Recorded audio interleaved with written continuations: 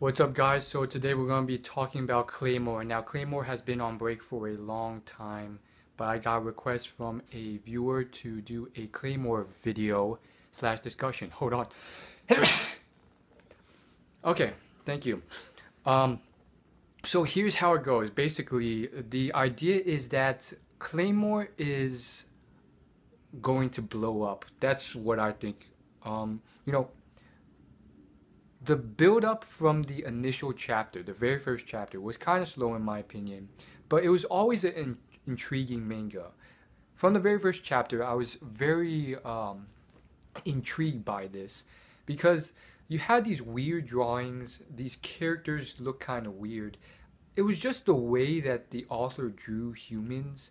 It wasn't really realistic based off how I see humans. I don't think they're realistic. Like they look kind of hammy. They look kind of doll shaped, and they look kind of non-flexible. And personally, I just thought it was very intriguing, and it kind of worked with the whole uh, theme of the whole manga as a whole, which turned kind of dark and scary, not in a horrific way, but more so like a, I guess you would call it, hmm, scary but awesome at the same time. Not intended to scare you, but more so just to bring out a different emotion to the reader. And so that's how I just thought about it. Like, you know how One Piece draws their characters? They're not really realistic. Like the waists are so thin, they're like as thin as your wrist, and then the boobs of the ladies are just so huge. And the whole time, like I don't think they intend to make it as realistic as they can, or maybe that's just how they draw things. And for me, Claymore was that way in a different way. And the way that they shape the bodies are just unrealistic to all the humans I've seen in real life. Like certain humans, they're like that. But when you look at the whole complexity of humans in real life, none of them are like, it's not like all of them are that skinny. But anyhow, I really like this series. And when it started, really started getting going, um, it was probably one of my favorite manga because, for one, it actually kills off main characters and supporting characters. Whereas if you look at something like the Big Three or any other popular manga, the author never really has the heart to do anything. Like for instance, Naruto, no one big really ever dies.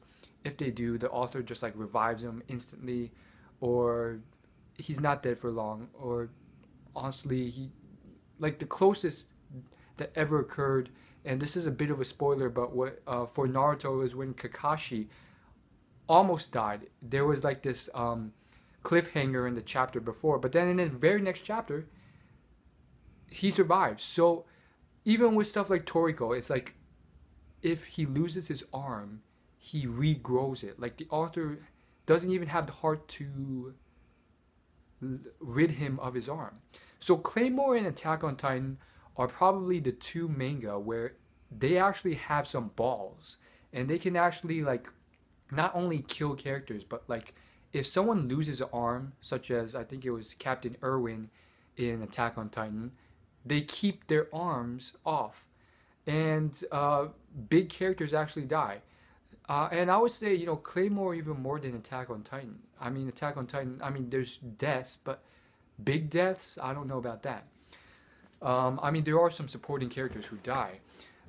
Anyhow, as far as Claymore goes, I really very much liked it when it started getting to the point where the plot thickened.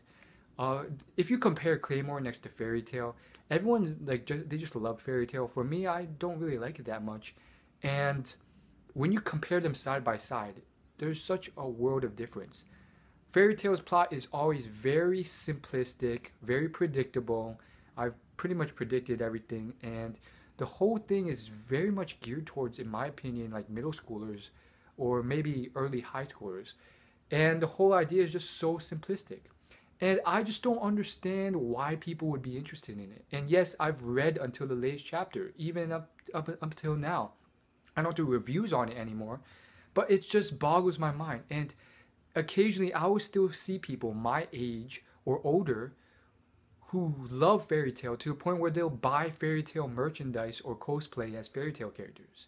But why? I mean, look at if you compare them side by side, fairy tale is literally like very simplistic, as I've said, and then with Claymore, you get these very interesting plot lines. I would say the most intricate or complex or dark or you know most scandalous or surprising, but it's deep and it's meaty enough. Like you get stuff where it's like, oh my goodness, did that guy just stab him through the chest? And you get stuff like, oh my goodness, his transformation is the most disturbing thing ever. And that's another interesting about Claymore. It's one of the most interesting things about Claymore, and it speaks to the gifts of this artist. If anything, Claymore should be well known for the monsters that are in it. I mean, the ability for this man to draw these very twisted, dark, messed up monsters, it's kind of gruesome and disgusting. I mean, the way they're drawn and the whole process and idea behind how they come about, it's disgusting and at the same time, um, it speaks to the artistry of this artist. Like if you go through the Claymore monsters and half monsters in the series and you just Google them, they will just blow your mind. I've never seen anything like it. And some of them are just kind of disgusting and very well drawn and very intricate with wings and all sorts of things. It's ridiculous. And there's that one scene where one of the lady warriors was holding herself back from turning into the monster, and I have to tell you, like, it was somewhat disgusting. Um, like it was disgusting, and yet at the same time, it speaks to the artistry of this author. Like it was that scene where she was chained up, and she had literally turned 80 to 90% into the monster, and it was just almost disgusting. Like her monster was like butterfly themed, but it was almost like it was also like spider webby. Her wings were spider webby as well, and perhaps because she was holding it back, it was like it was sort of like attached to the walls like a spider web would, and she just became this enormous beast. And yet her face was still there, and she was like crying, and she was like, "I'm trying to hold back." And at the same time, that's one of the things I also really don't like about Claymore, and yet I have tolerated enough to keep reading it. It's one of the cons that's way overshadowed by all the pros of Claymore, which is the whole fact that um, it is somewhat twisted and messed up in a way, just how the theme of how these monsters come about and why they come about and how they look and how they're drawn. And it reminds me of D. Grayman, but even more dark and weird. And unfortunately, it's one of those things that carves out a niche.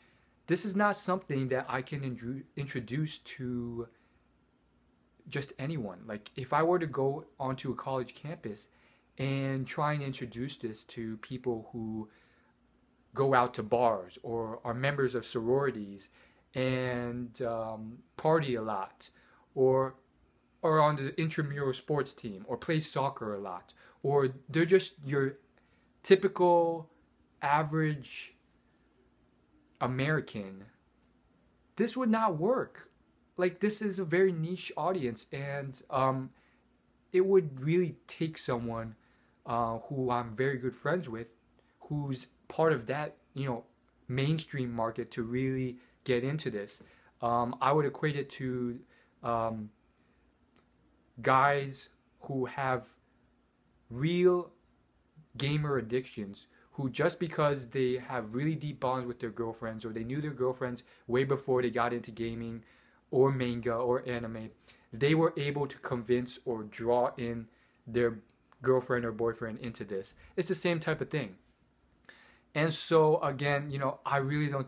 It's one of those weird niche things that I think is really awesome. The plot's really amazing, and at the same time, it's so difficult to draw someone in, and rather unfortunate too because so many people are missing out from this. I mean, I've met people, a lot of them, who are part of this mainstream audience, and for them to get into Claymore, it's just like that would be I wouldn't say the hardest sell in the world, but it would be very tough to convince them. Like, think about it. Like, think of a person who lives in New York City, who their life consists of shopping, going to work at some office job, uh, jogging on a treadmill, yoga, Pilates, maybe going out for drinks at a bar every once in a while. For them to get into Claymore or manga, that's a hard sell. Do you agree or do you not agree?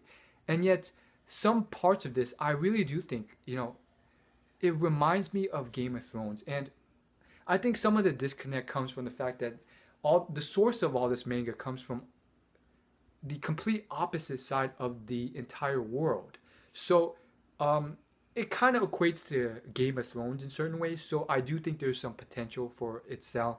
And it's also kind of awesome that there are Americans and a bunch of nerds of all ethnicities, black, white, Asian, who eventually get into this. But to the fanatical level that we do, I mean, I don't even consider myself a fanatic compared to some people who are just so deep into manga and anime. So, what do you guys think about all this in the comments? And I mean, there's just some moments that I really do think it's possible for some people to get into, and that I just really love about this manga. For instance, it's similar to Game of Thrones, even in how they dress. And there's this one scene that was just awesome, in my opinion. It was that one scene where the main character, the boy, I mean, it's been such a long time since I read it because it's been on break. I forgot their names, but the boy, he stumbles into the number one and number two strongest characters in the entire series. And it's the most ridiculous thing ever because they just pretend to be humans traveling the land. And it's like, it just blows your mind because it's like all this talk about finding these guys and all this talk about how they're the most dark, disgusting, evil, strongest rulers of the realm. And this boy just casually stumbles across them and ends up going on a 2-year journey with these guys. I mean, that's the stuff of a good plot. And it's this build up. There's this build up of, oh my goodness, what are these guys like?